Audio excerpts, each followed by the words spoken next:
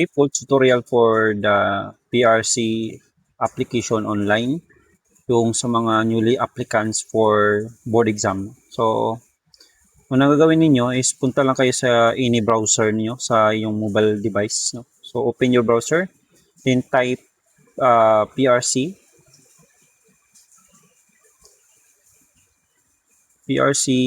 Lyris portal. No?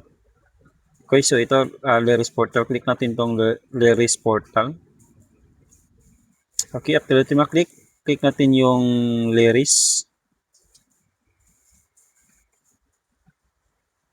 Okay, so after maklik natin yung Lyris, so may survey questionnaire dito, no? So, website, usability system, experience survey.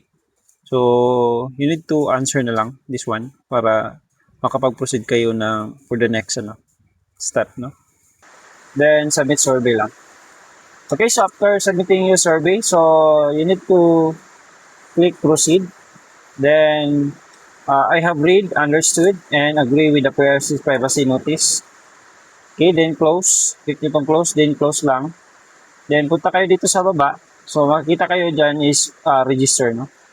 Then, for the register, punta kayo sa pinakababa. Click nyo tong agree. Okay, so after clicking agree, maglagay na kayo dito ng first name ninyo.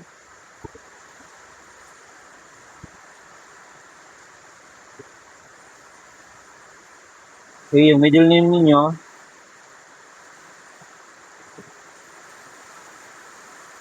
Yung last name ninyo.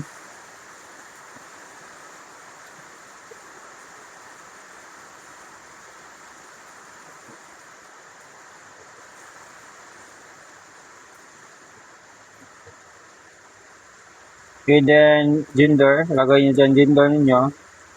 Then suffix. Kung may suffix kayo, example, junior or senior or the first, the second. So, lagay nyo lang dyan.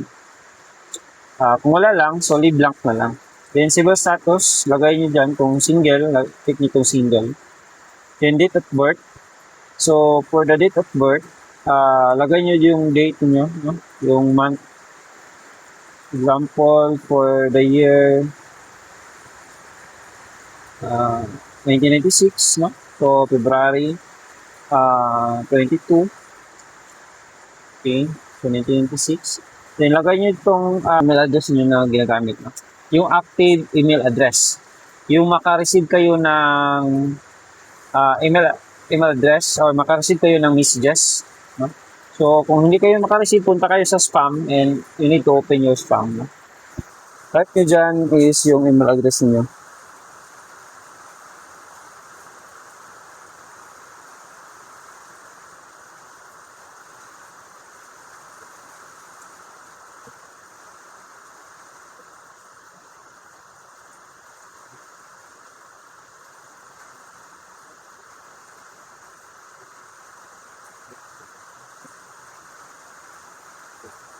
Tapos, lagay kayo ng password.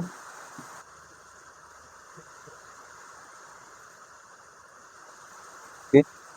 So, pag nag-match na yung password niyo, click niyo itong register, no?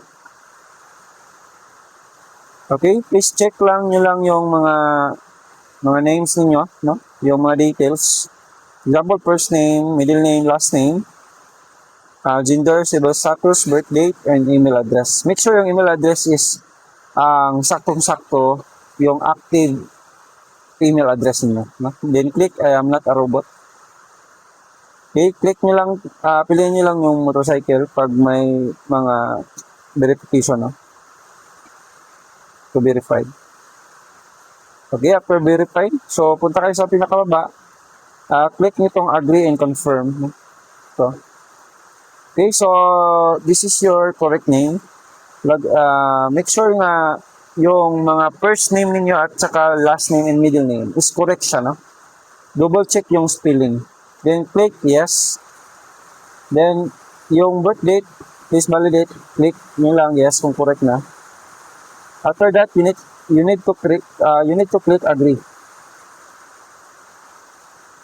Okay, so meaning successful na po ang paggawa natin ng account for the Lyris account. So, antay lang kayo ng 3 days, no? 2 to 3 days, may update na po si PRC sa iyong Gmail account for your to access, no?